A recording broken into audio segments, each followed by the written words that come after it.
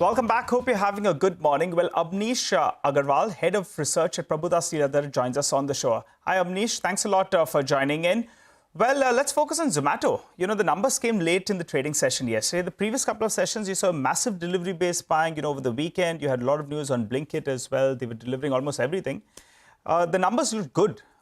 There was some profit booking on the numbers coming out. But how do you view the stock at around 200 rupees odd? Most brokerages have increased the valuations from Blinkit, and they're appearing quite optimistic on the stock. Your view?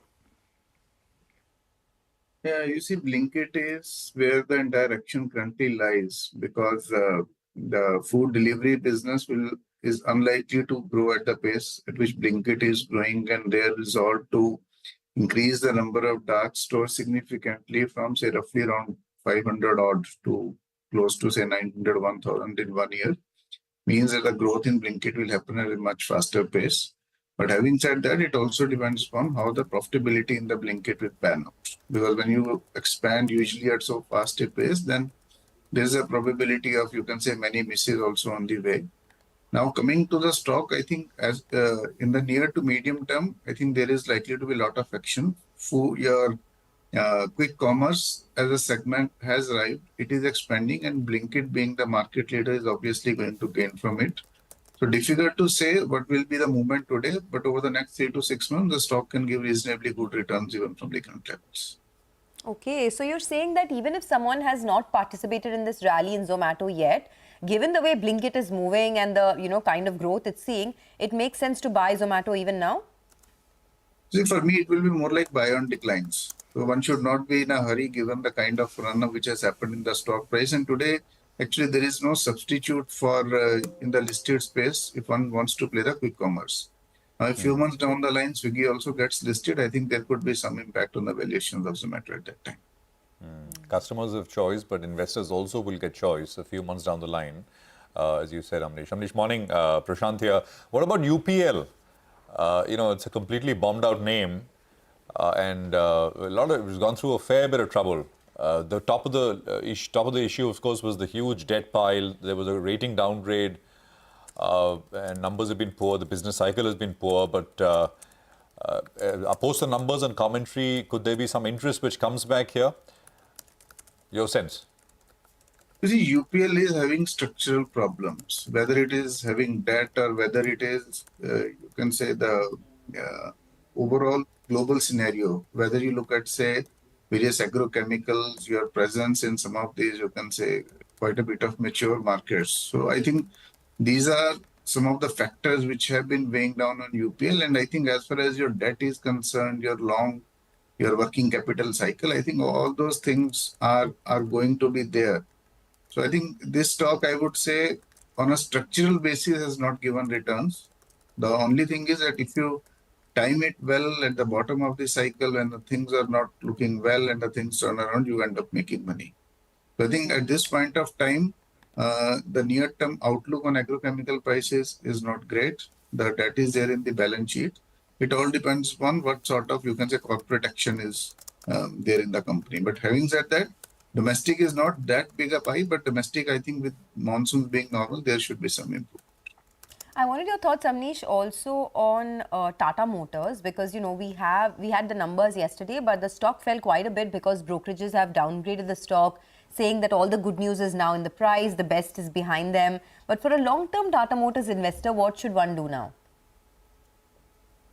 You see, last 6 months, the stock has run up very sharply. Now, in the coming year, there are 2 to 3 things which one needs to look at. One being that particularly on the CV side, whether it is, you can say, particularly on the MHCV side, the growth is unlikely to be what we have seen the last couple of years.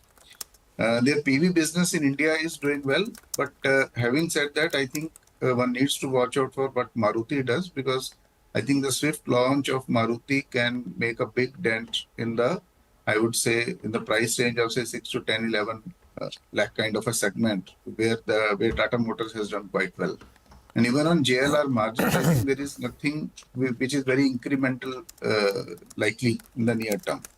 So I think incremental returns in Tata Motors will now come at a more measured pace than what we have seen in the past 6 to 8 months. In the long term, it will be a function of how their EV foray, particularly in the JLR, goes and how their balance sheet, your debt reduction pans out. Amnish, there are some interesting earnings today. There's Bharti Airtel from the telecom space, and this is one space that has seen, pretty good traction lately. What is your expectation, and are you in general bullish on the telecom space? Yeah, I think telecom space will continue to do well, and particularly I think we are going to have 5G auctions, and there is an expectation that post-election there will be increase in the tariff rates. So in an industry where you can say three predominant players, the world moving more and more towards use of technology and data, I think telecom as a space is the one which will continue to do well. Okay, all right. Amnish, I wanted to ask you about Vedanta. In the last 13 odd years that I've been tracking the company, when the company is in trouble, it's the best time to buy the company because some way or the other, Mr. Agarwal finds the way out, either sells some stake, deleverages the balance sheet. Now, in fact, the stock is at, the highest we've seen in quite long. And things are working because the commodity cycle is booming. What's your view at around 410 rupees on Vedanta? There's a bit of a valuation catch-up that's already taken place. They're talking about issuing some shares as well as a dividend. Your view? It's very difficult to say because, as you said, that this is one company which has been in a continuous restructuring mode. Sometimes they sell some business, they buy something here or there. But definitely, I think at the current juncture, as far as your fundamentals are concerned, with all the commodities booming, I think the numbers should be good. And beyond that, I think if you look at the entire metal space, barring say one or two companies, most of the stocks, they usually run on how the commodity cycle is panning out. So till the time commodity cycle remains strong, I think Vedanta can continue to do well. But otherwise, as such, I think it's a very, very, very volatile stock. And you never know when action comes and you can say things can change. The EMS names, Amnish, I don't know if you have coverage, and quite a big difference, right? Dixon is at a new high, but some of the sort of more recently listed companies like Syrma, Syrma is down some 40% from its highs. Yesterday was a big 16-17% fall post numbers. There was a big margin disappointment. Your thoughts, Amnish, if you have coverage here, and what do you like? You see, we don't have coverage, but my understanding of this entire EMS space is that it has been, I would say, it has been in a thick of action from the last, say, 6 to 12 months.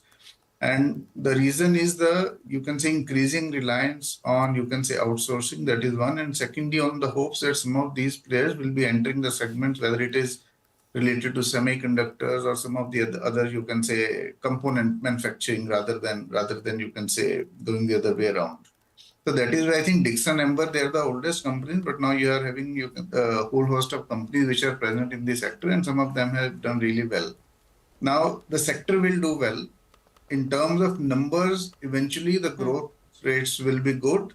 But having said that, the kind of run-up most of these EMS stocks have seen in the last, say, 6 to 12 months, I think there is no certainty as to, you can say, making money in these stocks over the next 3 to 6 months. Okay, Amnish, thanks for joining in and, have a great day. It was appreciate your time here on the channel.